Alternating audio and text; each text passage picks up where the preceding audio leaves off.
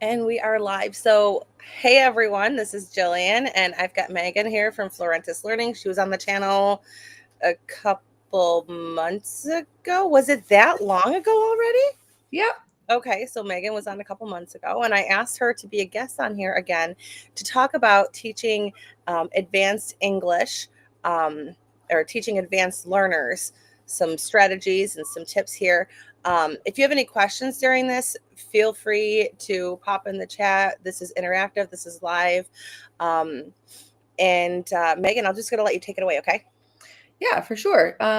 So I'm super happy to be here. I am just going to share my screen and we'll get that up.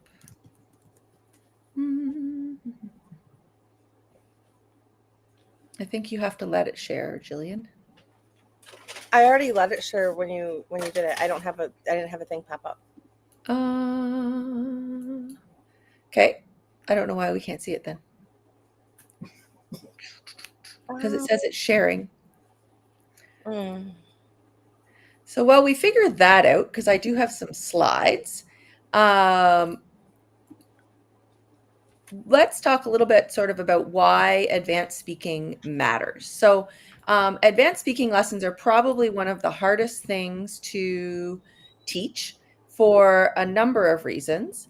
One of them is that it's like, what do I really even do with these students, right? Like they already can speak English, they can answer my questions, they can read.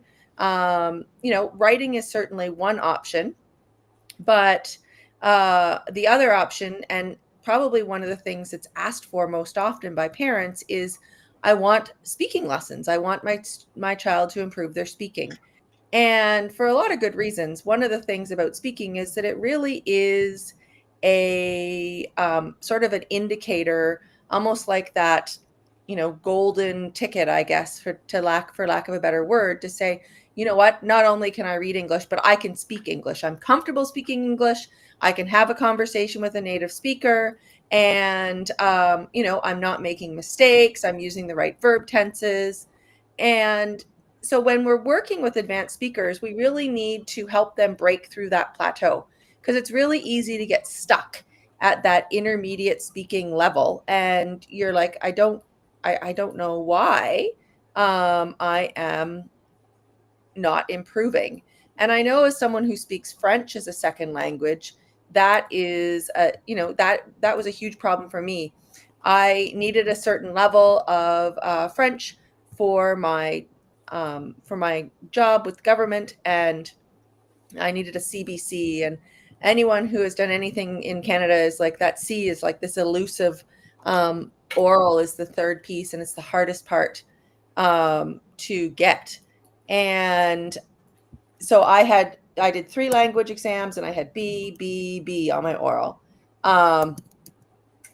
And it was really, really frustrating. And it wasn't until I found an instructor that was able to allow me to speak in French, but also to really identify those teeny, teeny, tiny little errors that are almost not noticeable that I was making, that I was able to break through that B plateau and get to that level C speaking that I needed. And so you want to teach advanced speaking lessons because it allows you to work with these students who are really quite capable. It's a lot of fun, really, because you're not struggling to try to help them figure out the word Bob. And it's a whole lot more interesting to have really engaging conversations with advanced speakers than it is just to just to just to continue to say, oh, okay, let's read. Yes, a policeman helps people stay safe, right? So if you can get to that point where you can have these interesting conversations and you can actually help them improve, you're having a real world impact on their future. It helps them get into schools. It helps them get jobs. It helps all sorts of things. And it really is a lot of fun to work with an advanced speaker, especially if you work with them on topics that are interesting to them and interesting to you. And so, this will help them get exam success, study abroad opportunities, career advancement, all of those things. Now, I'm going to Sorry scroll. about that. I was the one that distracted Meaghan because I was texting her to see if we could figure out what was going on there. I was like, oh no, I got you off your mind here. Oh, there you go. There you go. There you go. You can see them? Now All right. it's there. Okay, let me go to, all right. Excellent. Here, I'll put us on the side here. There we go. Okay, there we go. So, what really makes that advanced lesson successful? And one of the things that you really need is you need clear learning outcomes. So, an advanced speaker is coming because they have a specific goal, but they can communicate that goal with you. So, because they have that level of English necessary to do that. So, you can find out, are you preparing for an English exam like a B2 first or a C1 exam or IELTS? Are you interested in getting into a school program? Are you, just looking to generally be able to speak? And then we're getting into opinions and argumentation skills and all of those types of skills. And in an advanced speaking lesson, usually we're saying, oh, that 50-50 talk time, right, with the younger students. But in an advanced speaking lesson, it's 80-20. So that student should be talking 80% of the time, and you are talking only 20% of the time. Well, that's a big difference. Yes, like you're really very much that guide, and you're encouraging the student to speak and express their opinions. So it's not an advanced speaking class should not be the same as a conversation class, because a conversation class is going to be equal give and take, right? So when someone's asking for an advanced conversation, this is something that I think is really important for you guys to take away from this right now. If you have a parent that's looking for an advanced speaking class, it is not a free talk class. It is not going to be a conversation class. You're going to have something to make it the most effective for the student. You're going to have something that pushes them to a higher level. Right. You want something that's really structured, right? That's really going to help that student improve and succeed and give them the opportunity to speak without you needing to do a lot of the speaking. Because if you are speaking, they aren't improving their speaking skills. Okay. So part of understanding it and understanding advanced speakers is thinking about, your teaching style, right? So overcorrecting. Advanced speakers need to improve their fluency. So if you are constantly interrupting them and correcting for grammar mistakes, it destroys their fluency and it destroys their confidence. So they need the space to express complex ideas, to try out different verb tenses and verb structures. And it's okay for them to make mistakes. When I speak French, I still make mistakes, but I have the confidence to speak French to anyone, and have that conversation and to quickly flip over into my second language without thinking, okay, I have to think, how do I structure this in this particular tense? I want to say, this type of thing. I just need to be able to speak. And if you're constantly interrupting them, they don't have the opportunity to develop that level of confidence and fluency. So that's one of the problems. Whereas on a sort of a very beginner level, it's like we're correcting pronunciation, we're correcting we're correcting a grammar error, we're correcting past tense. We're doing a lot of correction, versus in the advanced speakers, we're doing less correction, or we're doing correction in clumps. So we're letting them speak, and then we've made some notes. We've worked out a signal structure with them to sort of flag when they're making mistakes so that they can self-correct. We've got some systems in place to help them realize that they want to make a change without us interrupting them. So what are you are you going to talk about how to fix these, or can I ask a question about that?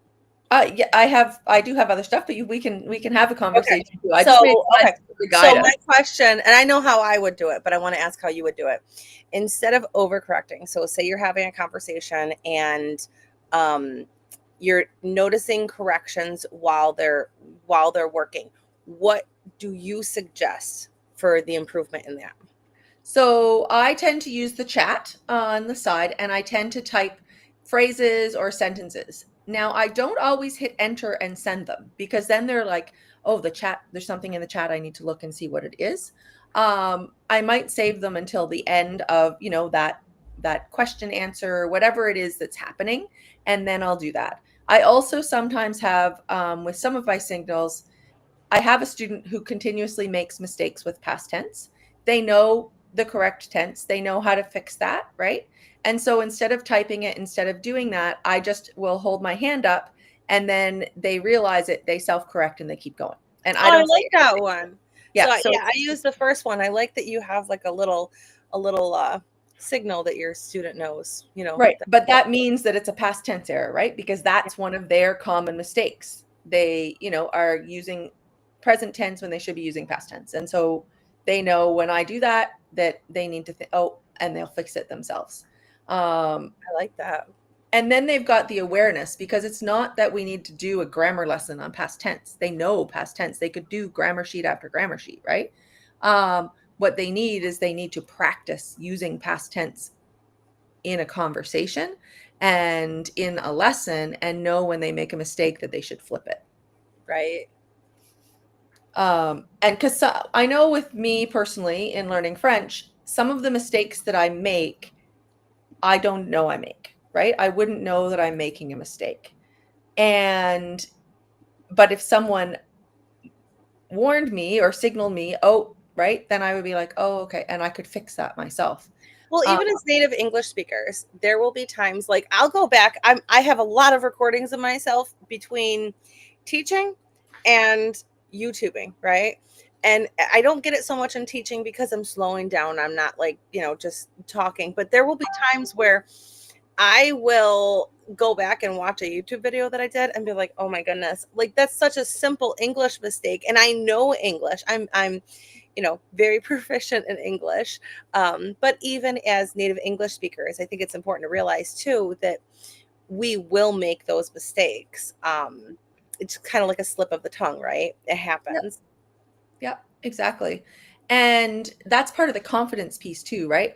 So if you don't give them the opportunity to make mistakes and just continue speaking, then that robs them of that ability to, be like confident. I'm because, Mhm. a lot of the fluency comes from being able to just speak confidently with or without mistakes, right? Like the mistakes aren't going to, they're not a problem. There's something that they want to improve, they want to be aware of, but even in 10 years, they'll probably still make mistakes. And that shouldn't stop them from speaking English. Yeah, that's one of the things that I think is really important. And it really depends on where your student is from, too. I've noticed that in my experience, students that are from the Middle East are more afraid of making mistakes. They will want to type things out before they say them. They will want to, and this comes, I mean, a lot of students will do this, but in the Middle East, my Middle Eastern students, they're the ones that I see this with all the time. They don't want to come on camera. That is a religious thing too for some of them, but they don't, even the ones that can outside, like, within their religious spectrum. They don't want to come on camera. They don't want to speak. They don't want to talk. They want to listen. They want to write. Um, and they're really interested in learning and really interested in knowing the corrections, but they do not want to talk. And it's because they're so focused um, on their tenses and getting that correct because that's what they've learned. And um it's just I always tell all my students, no matter where they're from, make mistakes with me. I want you to try, I want you to slip up, I want you to make mistakes. If you knew everything and you weren't going to make mistakes, you wouldn't be here, right? Make mistakes. That is the only way that you're going to improve. It's so important to make mistakes. Yeah. And I know when I had finally found the tutor that worked for me for French, they would ask me a question. So the oral exam is very much sort of interview like questions, work related context, and they're not looking for interview answers. They're looking for you to speak French, Hmm. right? And so he would ask me a question, and I would answer it. And then at the end of that question, he would give me feedback on, okay, this pronunciation of this word, right? or this word's masculine or this word's feminine. And for anyone who speaks French, they'll understand masculine and feminine, but it's tiny little things. If this word is feminine, then means you pronounce the T at the end and then you change the adjective. And so there's just little changes. And it was those little teeny tiny things, but we did a whole question. I might speak for 5-7 minutes, and then he would give me 2 minutes of corrections. And I typed all of those out on my list. And then before class, I would review those mistakes that I was commonly making so that I could continuously be aware of those and self-reflect. So that's the other thing, is giving students a chance to self-reflect. So with my advanced speakers, my homework tends to be, here's a question, answer it, record it, right? And then listen to yourself. And then try to identify your own mistakes and try it again. So, hearing themselves speak is often also important, and they don't necessarily have that opportunity to do that. So if you are a teacher who records classes, I don't, but if you are a teacher who does, having them listen to the recording so that they can hear themselves speak is also a really useful teaching tool. Advanced speakers don't need excessive explanations, right? We're robbing them of the time to speak. So they need a quick little hint. They need a quick correction, and you can give them a link to a worksheet or a workbook page or an explanation on the internet of how to do something. And then if they want more sort of detailed work on that, then you can have that conversation and you can prepare a lesson to meet that need. And advanced speaking lessons are more than, as we mentioned already, they're more than those random conversations. Random conversations won't build specific speaking competencies and won't challenge them outside of the box to really continue to improve, to use new structures, to use new vocabulary, to be exposed to different things that they need to talk about. So what are you talking about when you say random? Can you give me an example of what that would mean? So, I sometimes I take lessons on italki on occasion for French, and I have this one instructor who basically we just talk about she's not prepared. I know she's not, but it costs me $8 an hour or something, and it's an opportunity for me to speak French and just to continue to have that conversation with native French speakers. But so I know what I'm getting from her when I do that, but it's not going to improve my French because it really is just this conversation about what you did on the weekend. It's not, there's no challenge in that. You're just having this conversation about everyday life, and you probably have that conversation and you've been having those types of conversations since you were in A1. And your teacher starts class and says, oh, how's the weather, what did you do this weekend, and you're having those same conversations, and you might be giving a little bit more detail, but it's not challenging you or pushing you to think about your transition words, to think about providing an opinion, defending an argument, pros and cons, Okay. so you're not really putting a lot of effort into improving your skills. You can So already do free talk lessons is what free you're talk calling it, lessons. random. Yeah. And Okay. so in terms of sort of planning these, you want to start with a focus. So a clear question, a theme, something that's going to guide your speaking activities, which then gives direction and purpose to that student. So as an adult taking French lessons, we used a different theme for each class. So one might have been about telework. One might have been about relationships with colleagues and problems that you'd encounter. One might have been about meetings and meeting vocabulary. So each one had a different theme. All of the questions were then surrounding that same theme, and so then you're working on vocabulary related to that theme that day. You might be picking up some new vocabulary words. If maybe it's relationships with colleagues, maybe you're figuring out how to have a difficult conversation with an employee in French, or in English, all of those things. So you want to focus. Then you want to scaffold. So you still want to have a warm up, right? My warm ups often consist of a few new tricky vocab words. So if I know that there's some, more advanced vocabulary that maybe the student wants to use this lesson, that they should be exposed to, then this is an opportunity to sort of have those vocabulary words, to try them on, to try using them, And I mean, obviously, every single lesson I do starts with, "Oh, how are you today?" And, and what's going on, and then we jump into a lesson. Okay.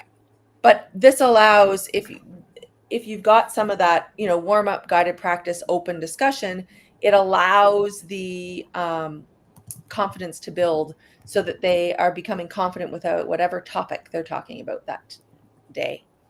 And from a teaching perspective, you want to build reusable frameworks. So you want to have frameworks that you can reuse, and you want to have frameworks the students can reuse. So agreeing and disagreeing, problem solutions, pros and cons analysis. So the students can take that and apply pros and cons to any topic that they might need or problem they have.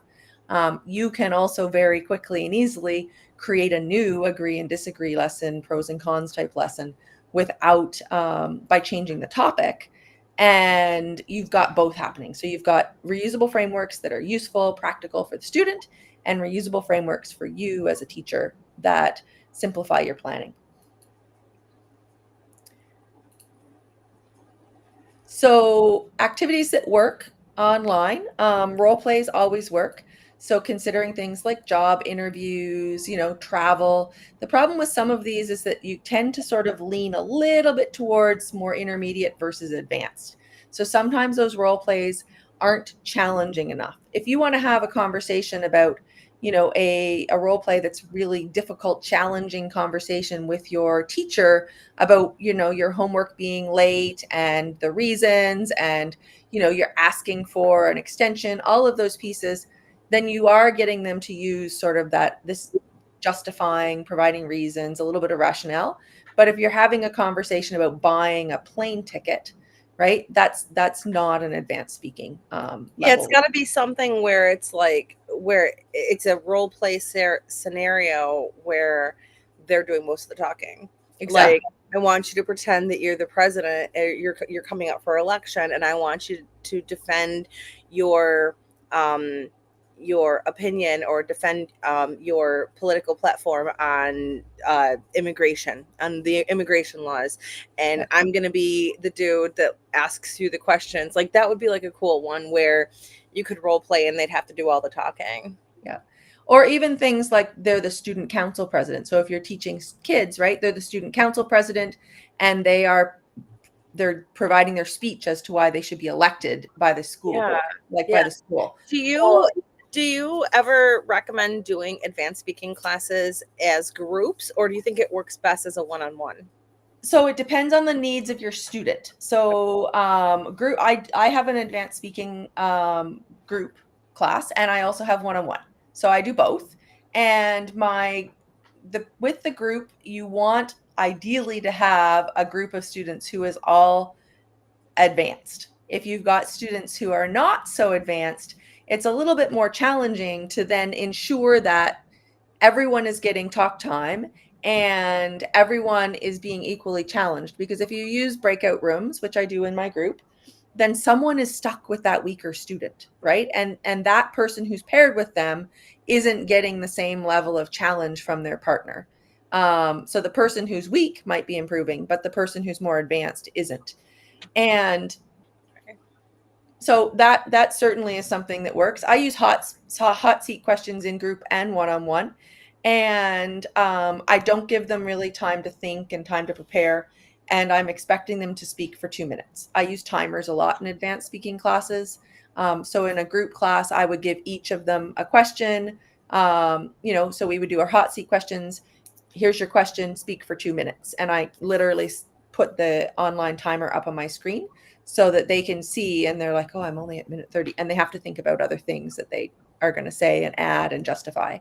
And then what we do is we then do that same question again, and I ask them to think about adding transition words, being better organized, thinking about your introduction, thinking about your conclusion. We did a whole class the other day that was really just on different ways that you could introduce or open a speaking piece if you were trying to defend something or tell a story or whatever. And we did like question hooks, and we did story-based hooks, and we did all of those things that students would and could use if they were doing a presentation or something like that. And they had to answer the same question, I think 3 or 4 times in the course of the hour each, and it really forced them to refine their sort of their defense and their points.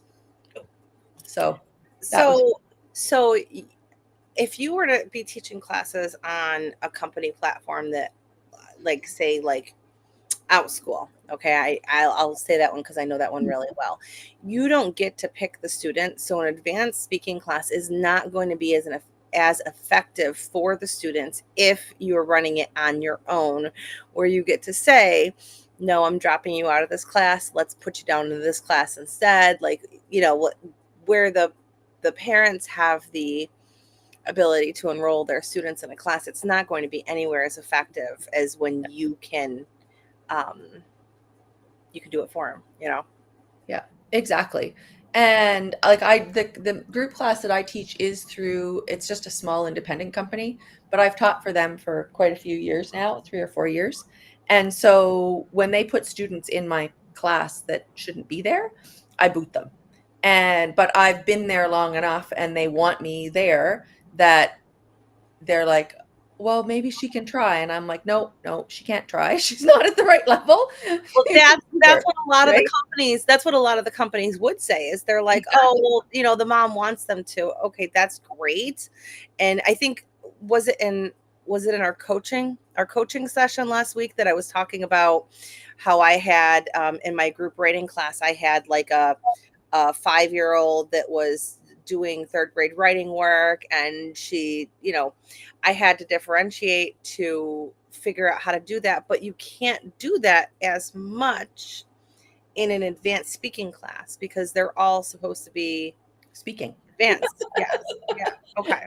Yeah, it is more challenging if you've got students that are really the wrong level. And so in that case, the other option is to try to push that kid into a one-on-one lesson where they think they're in advanced speaking class, but they really aren't. They're getting lessons that are tailored to their You're needs. like, I'd really love to help you one on one where you get all the speaking.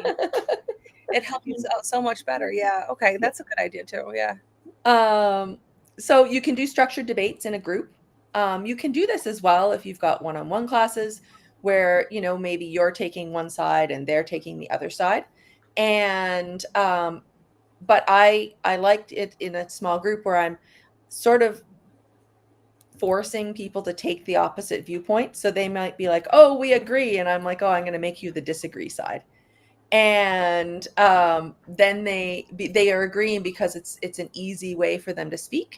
But if I force them to take the opposite side, they need to think about reasons. They need to think about the other person's viewpoint. They might need to think about other vocabulary. They need to use different tenses. So there's different. I often will force them to take sort of the opposite ones. They're like in my group class. They're like, "I'll do this. Great, you can do this one." And I specifically assign them to the opposite groups, which is sort of evil of me, maybe.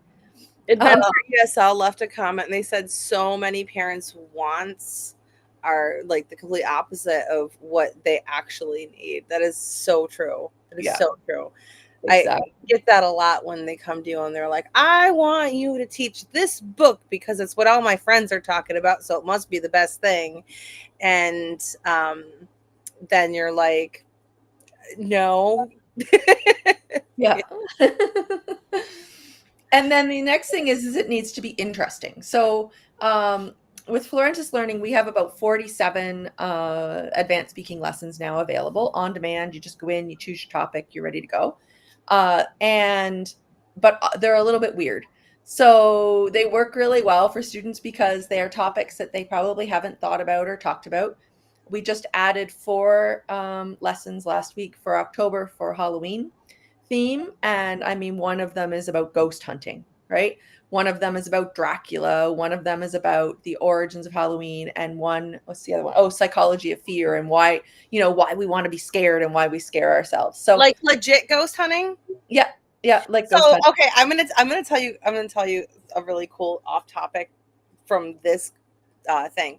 I live not very far from one of the most haunted cemeteries in the area. It's Gudelberg, I think. If Okay. you guys look it up, it's Gudelberg. It's this doctor. from like, I don't know, a long time ago. I don't know the whole story, like all the dates and stuff, but like from a long time ago, this doctor was like performing abortions, like women were dying and they just kind of all got buried there. And apparently like there will be like babies crying and women screaming and stuff in the cemetery. The road is like all blocked off so that you can't like get into it to park. There's no parking on. It's like a side road in the country. You're not allowed to park on the road.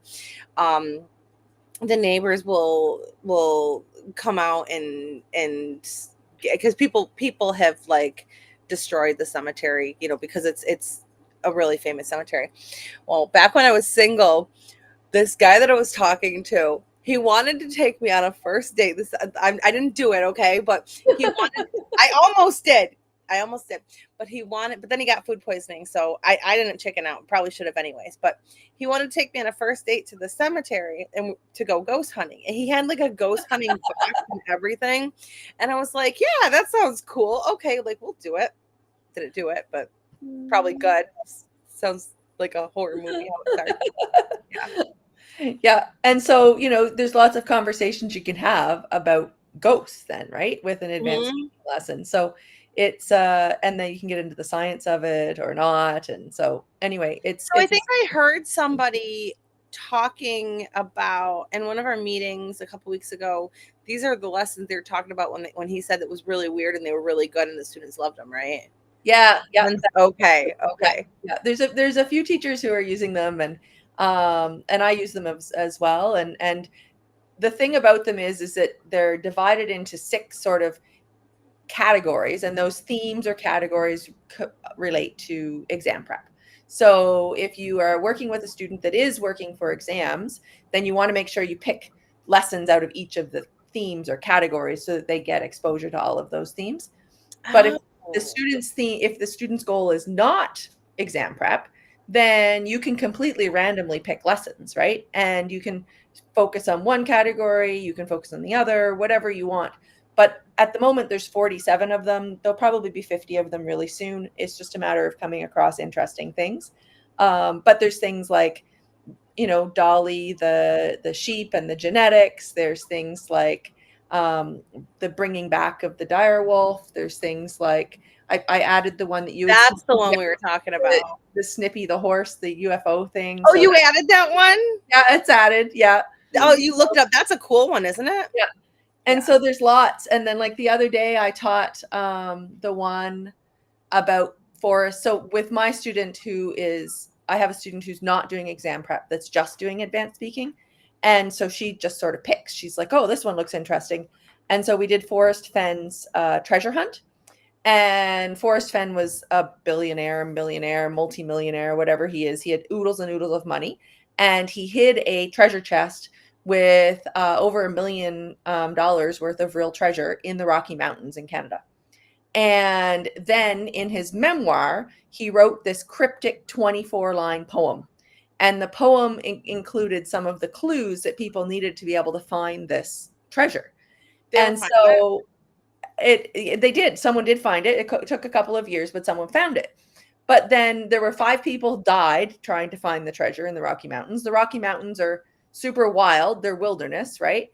And then there was the whole side of things where like they had to do search and rescue for people because they went missing in the Rocky Mountains. And then that put the first responders' lives in danger. And so, there's lots of sides. So we did a few vocabulary. There's a little short sort of summary about Forrest Fenn's treasure hunt. And then we worked on a pros and cons, and she was really having difficulty with sort of the pros and cons side of things. So then there are 4 opinions of theoretical others, experts. They're not necessarily real people, but there's 4 opinions, and those opinions are usually diverse. And so then from the opinions, we were sort of able to generate pros and cons for whether he should have had done this or not done this, right? And then based on that, she was then able to form a complete answer that chose one side, and she was able to have an opinion and then support it with specific pieces of evidence that she had pulled either from the summary or from the expert opinions. So there's it really was something where she got some new vocabulary. She, really got to focus on connecting her ideas and in with that building a reasoning and justification. But then, of course, it was this super cool topic of, there was actually someone who found all of this money in this very remote area hidden in the mountains. So they're super interesting. There's lots of interesting topics and always open to new topics. So I have one teacher in particular who's like, I need some topics like this, or this is a cool idea. And I'm like, okay. And so that's why we have 4 Halloween lessons in there. So you could actually use these advanced speaking lessons with younger students as well. You would just, or not, I don't want to say younger students, with like intermediate students as well. It would just, you would make it more of a 50-50 conversation or 75-20. Like you're going to, like you would lower the speaking time, make it more of a conversation. But these sound like, I mean, you're talking about the student that's going through and picking it and being like, oh, I like this one. Like I have done that with students before. It's cold in here now. Okay, I've got the AC on. It's cold in here. And she just picks based on titles, so she has no idea what she's getting into. Yeah. Right? So, I mean, you could use this with your intermediate students as well. They are made for advanced speakings, but you can differentiate. You can adjust the lesson for lower students in one-on-ones or group setting classes. Yeah. And this particular student we did the Forest Fen lesson, she is in sort of that intermediate. She's working towards her FCE exam. And so her B2 first. And so she's not B2, right? She's like B1-ish, approaching B2. But in order to get her there, we need to focus on really lots of speaking and building her vocabulary. Building her vocabulary is a huge thing for her. She did really well on PET and KET and PET exams. And so, the next thing is, oh, I'm doing this, but she's not ready for it. And so we are using the advanced speaking, and then we're using the B2 First FCE toolkit from Florentis as well, but the main focus is getting her talking, lots, teaching her how to do different types of things. So we're not at that 80-20 for sure, but we are probably at a 60-40 or 70-30 some days, depending on the lesson and the topic and how comfortable she feels with it. But that's too. Like if she's a B1 and you keep working at B1, she's not going to make it up to B2. So by bumping it up to B2 stuff, you're helping her because she's not going to be able to pass if she's never touched B2. Does that make sense? Am I saying? Exactly. Yeah. Like she really does need things that are harder, because the stuff that is her level she's done it. It's easy, right? So it's having that appropriate level of challenge. So we already touched a little bit on feedback, and I talked about signals, and actually on the Florentis Learning channel, I did a video last week with different ways to correct advanced speakers, but you want to think about that delayed versus immediate. And so sometimes you'll have immediate feedback if you're focusing on accuracy work, but other times you're working on fluency, and so you'll correct those later. You might want to, depending on the student's needs and goals, you might want to focus on grammatical errors, or maybe it's vocabulary errors. Maybe it's transition work in terms of connecting ideas. Maybe it's organization. And so by choosing sort of a theme and making your student aware that that's what we're focusing on today, then they can also think about how they do those types of things. And then they're still speaking and they're still doing the other parts of it, but you're less focused on correcting that. And it helps to build their confidence because you're not just continuously correcting them. Okay. And then the other thing is to celebrate risk taking. So I'll often say, you know what, you did a really great job with, using this particular tense when you said, oh, but let's just adjust it. Let's tweak it a little bit to make it a little bit better. And I want them to try things that are harder and know that it's okay to do that in a lesson, because that's the only way they're going to learn or improve or be able to do those types of things. So celebrating that risk taking really helps to encourage them to experiment with more complex structures. And they might not necessarily do that if they don't feel comfortable in that lesson being able to take risks. So I said, I mentioned breakout rooms as well already, but, and I mentioned the chat. So I really do sort of look at my platform that I'm teaching on. I often teach on Koala Go, and the advanced speaking lessons will work on Zoom, they'll work on Koala Go, they'll work on sort of whatever you're using, Voov, but there are specific features in every platform that you want to be able to take advantage of. So whiteboards are big, right? So if the student is really struggling with coming up with ideas and things to say, I will sometimes pull up my whiteboard and put the topic in the center, and we'll just brainstorm, and we'll come up with words together, and we'll throw them all on the screen so that they've got some ideas in their head that they can use to answer and speak about. And so sometimes that can be helpful, and it's often a way to introduce new vocabulary words that maybe are tied to the theme that you're working with today.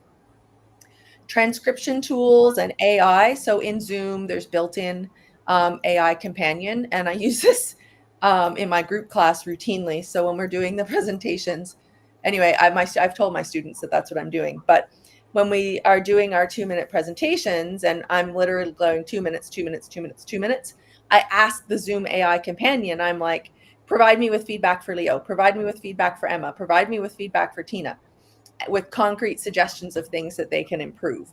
And then I copy and paste the feedback that it spits out while the next student is speaking into the private chat for that student so that they can see their specific feedback.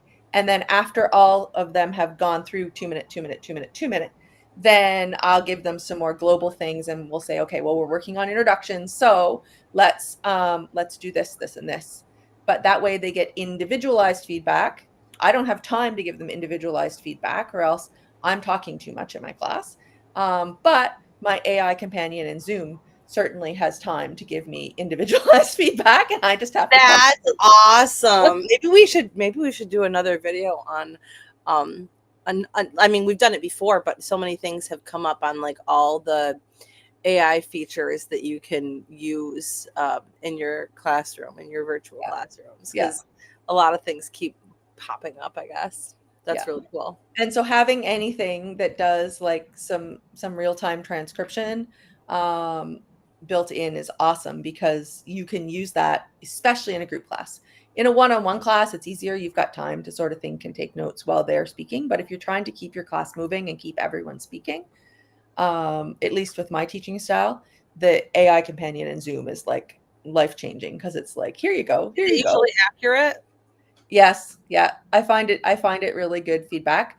The other day what I actually then did was we finished the class, and the homework was essentially to prepare a 2-minute presentation tied to what we had been talking about in class, and they would then do that as their warm up at the beginning of class. But I wanted them to use a story hook, and I wanted them, and so I asked AI companion, and it gave me, based on the theme, like one student had been talking about homework, and that's what she always talks about.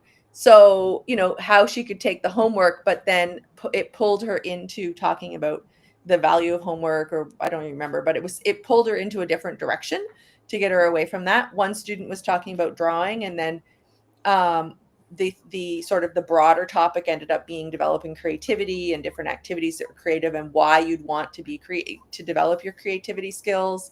And one student was talking about fishing, and so then it talked about it forced him into leisure activities and the importance of taking time to relax. And so it took their more elementary level presentation topics, and gave me custom homework for all of them.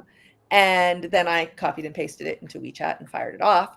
And then at the beginning of the next class, that was the theme of their presentation, right? So yes, they could use their hook or their story to introduce it about drawing or homework or whatever, but they had to move in this direction. So yeah, there's lots. You can use the technology. Technology is there, and figuring out what your platform can do and not do for you is really, um, really important.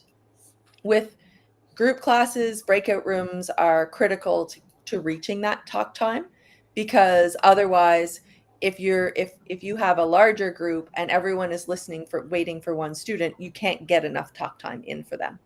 And so by using the breakout rooms and giving them activities to do in the breakout room, everyone is talking more. And so it's one way to really up your talk time. Okay.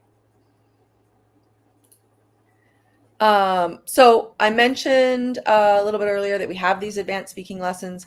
We actually have 4 levels of speaking lessons, but the advanced ones are our newest. And so Florentis Learning really it can support you, right? So they can support you with these built-in activities. Coming up with the questions, having the different themes, doing all of the prep takes time every week, right? And if you are teaching a few different classes, maybe the students need different themes, that's a lot of time and a lot of prep. And so if you can literally go log in and you've got your bank of lessons ready to go, you're saving a lot of time and you're making yourself more money per hour, because every hour you invest in preparing your own lessons is reducing your overall payment per hour, even though you're like, oh, I get $40 an hour. Well, that's great, but you just spent 2 hours preparing. You actually got $40 for 3 hours. Yeah. And you're not making $40 an hour. The lessons, as I mentioned, we have super thought-provoking questions. They're a little bit odd. They are great because they are interesting to students. So, you might have a student that's more interested in science. Well, you can go into that area. If they're preparing for an exam, you need to get into all of the areas, but there's lots of different things in there. And then the vocabulary expansion has been sort of targeted, keeping in mind things like FCE and CAE exams from Cambridge. And so, and even a little bit IELTS, but there's not so much a vocabulary list for that. And that way, that you're hitting some of those things that they would need, the themes that they would be introduced to during those exams. So lots of things to make life for teachers easier to teach advanced speaking lessons. This is so good, because so many parents will come and they'll be like, oh, I want my kid to be in free talk lesson, I want my kid to be in like speaking lessons. And they might ask for speaking lessons, they might ask for free talk. If you evaluate them and you're like, okay, they're higher level, I want to challenge them with something more than like, hey, how was your day today? What's your favorite food? What's your job? If you could live anywhere in the world, where would you live? Like, if you could push them past that, it's also going to make your referral system so much stronger, because other teachers are not doing this level of speaking. Other teachers are not challenging students in this way. It's really, really hard to find a teacher that does this. I mean, like if you've looked for French teachers, I've looked for teachers for my kids.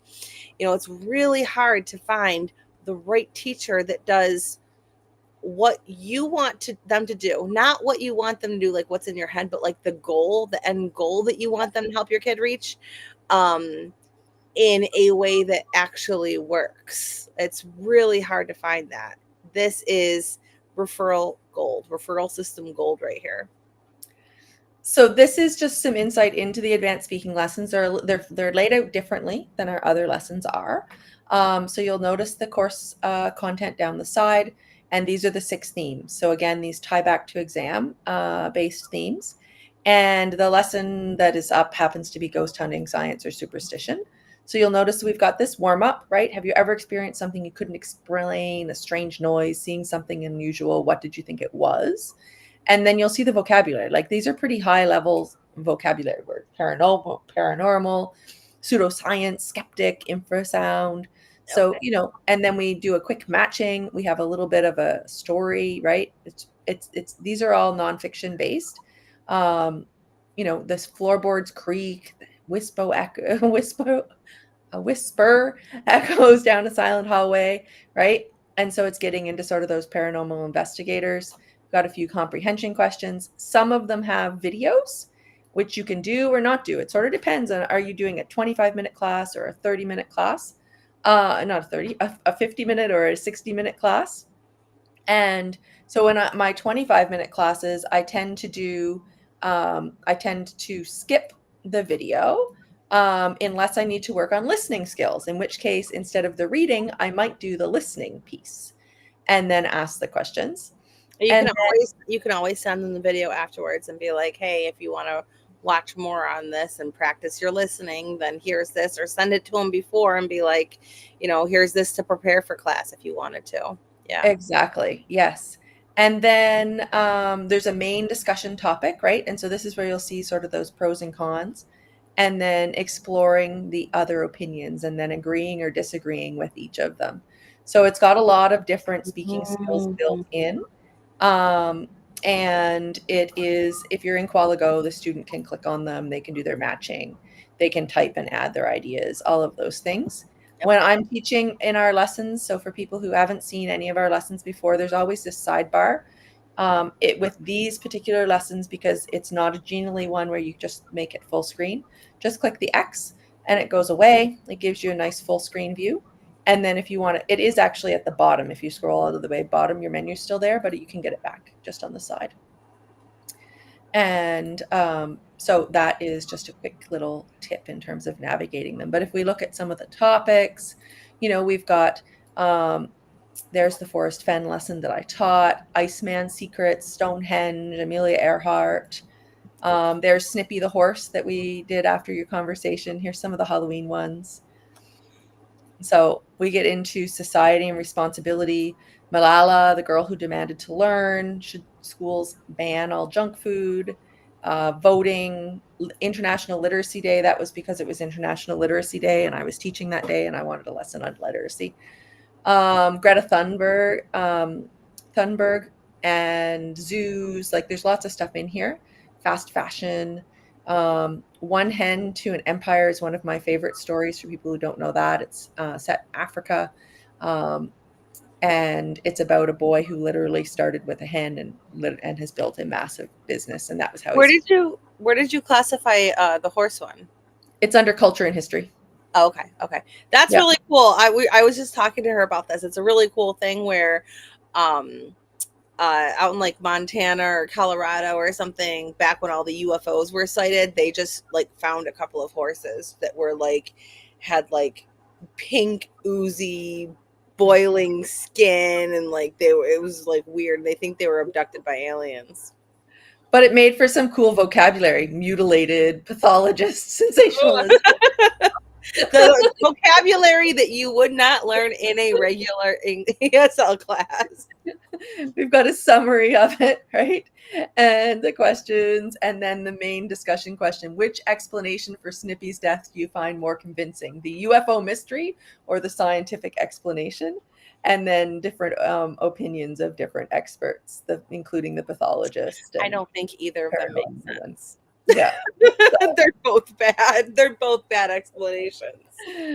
And so yeah, it made for an interesting lesson with some cool ideas. So I was when I Googled it, and I'm like, oh, this is a cool story, and then I'm like, okay, we can build a lesson from this. So You want some things like this, like come to me. I am constantly on a true crime binge, or like a weird history, or like my favorite YouTuber that's always on my playlist, always on my homepage, is Rotten Mango. So I've got them. well, and even things like eating insects to save the planet, right? Like, should we eat Ah, insects instead of meat, right? So no, all give me sorts of my cool steak. things. Give me my steak and potatoes. I don't want Yeah. my yeah.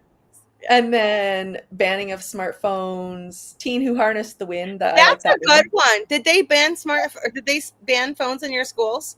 So they have up here in Prince Edward Island, but not in all of the provinces. And I know when I was teaching in the public school system, phones were like my nemesis. I hated phones in my classroom. I hated them. I hated them. And we had a three strikes you're out rule. And so, you're supposed to get a warning, and then the teacher takes it for the class and puts it on their desk. And then the teacher takes it and drops it off at the office for the rest of the day. And your parent's supposed to come get it. Mm-hmm. And so, you sort of put your phone away. Usually you sort of stretch the three strikes, right? So the first one, they got more than one chance. And then the second one, I took it a couple times, and I was just like, you know what? I can't do this anymore. Your phone has to go to the office. Your parents will have to come get it. But at the same time, I'm also of the opinion in my classroom that had no tech, right? There's my computer, and I had a smart board. but there's no tech. There was opportunities that I could use phones for good, right? So I could do things like Kahoot and have, polling and audience polling and students interact. But Mm. I was teaching in a high school, but students wouldn't just do that, right? They wouldn't Yeah, just use them for that. And I so it was so frustrating. Lacey said they banned the phones in the school districts. She did this lesson with her student and she loved it. She talked and talked. Yeah, see, you can see, even we can talk, because like this is actually a hot topic for us right now, because our governor in New York State, they banned phones. Anything that has a connection to the internet you cannot use. For me, so I was talking to my kids about this. They banned it for teachers too, I believe. I'm pretty sure they banned it for Okay. teachers too. And I was talking to my kids about this, my 7-year-olds, because I've got 3 7-year-olds because I don't have a normal family, and we were talking about it, and I was like, so if you see your teachers with a phone, don't say anything to anybody. Like, don't tell on them. They have lives, they have families, they have doctor's appointments. The doctors might be calling for something, or you know they have important things going on in their life outside of school too. So please do not say anything if you see your teacher with a phone. And they were telling me, they're like, oh yeah, it's really cool because we see the school nurse with a phone, and she's got one of those old fashioned phones. And I'm like, what, you mean like one of those like phones, like the Rotary Friends? And they're like, no, it's got like the curved handle. Child, I'm throwing you out of this moving vehicle right now. What? Yeah, it's got like this curved handle. I'm like, yeah, but don't all of the classrooms have that? No. So what do the teachers use? Well, they used to use their cell phones. So my school district removed an unnecessary expense, and instead of updating and replacing and maintaining all of these different phone lines, they said we don't have to do this anymore because everybody's got a cell phone. We'll probably give office phones, like everybody's got a cell phone, everybody's got a computer. We should give office phones to probably like the school nurse, the bus garage manager, the offices, but all the teachers don't have something. So now if what happens if a child is having a seizure? What happens if, God forbid, there is a school, am I allowed to say this on YouTube? Pew pew, right? Like, what happens if something like that happens? You do not have somebody there with a phone that can call for help. I mean, they don't even have phones in the classrooms anymore. And I know people will be like, oh, well, back in my day, we didn't have to have that. Okay, well, technology has changed. Back in your day, all of your 6-year-olds weren't coming home for the entire summer with a laptop that's owned by the school, you But know. when I taught in the high school, I mean, I had my cell phone, but I had an intercom in my classroom that was built in. So I could hit a button and open the channel and it was an old school, to the office, and the office could hear everything that was happening in my classroom. But in our elementary schools, there weren't intercoms. They were in our high schools, because I guess our high schools, and we did have lots of issues, but I guess our high schools teachers were more likely to get into a situation where they needed help. And so we could essentially hit our emergency button and anyone could hear what was going on in our classroom in the office. Yeah, I don't know if they have intercoms, but again, the power goes out in the school, 2-3 times a year at least. Like, we get a thing that, oh, there's a power outage in the school because whatever happened, a tree fell or something. Like, it seriously happens 2 to 3 times a year. You still need to be able to have contact. Like, don't take that away. We have the technology to fix that. Mhm. Don't take that away. It shouldn't. Well, and one would assume and hope that the teachers are using their phones appropriately in the classroom, right? Know what it is, but And but versus the students who are texting while the teacher is teaching and they're not paying any attention, right? So I mean, but here they have a new policy, and students aren't supposed to have phones, and if they have phones, they're supposed to lock them in their office, in their lockers, which no one does. They're on their body somewhere. Um, but it I don't know that from talking to some of my teaching friends who are still in the classroom that there's really any difference, even though there's a ban, right? Like they're high school students, they have phones and, Yep. you know. Well, my point of going off topic here is to show you that these are interesting topics Oh, that yeah. people can talk about and really have um, that conversation about. So yeah. It's easy to debate, right? It's easy to have that conversation. There is actually a free sample pack for people who haven't checked out Florentis.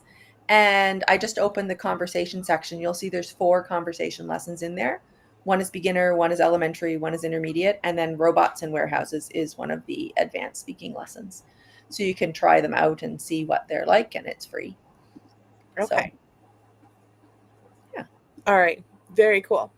Um, I highly recommend that. I have watched Florentis Learning blossom. In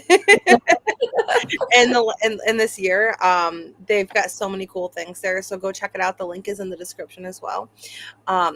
Now, if you would like to, we're going to pop over to Meaghan's channel. Do I have a link here? Yes, I do. We're going to go pop over to Meaghan's channel and we're going to talk about growing an online teaching business. So I will see you over there. Can I have like 5 minutes though? Yep. 5. Okay. We'll start in 5. Okay. So I'll see you guys over there in like 5 minutes and we're going to talk about building an online teaching business. Okay. So I'll put the link in the, oh, hold on. I got to put it in here hold on. I got to put it in the YouTube or the Facebook too. All right. And I'll see you guys over there. All right. Thank you for coming on.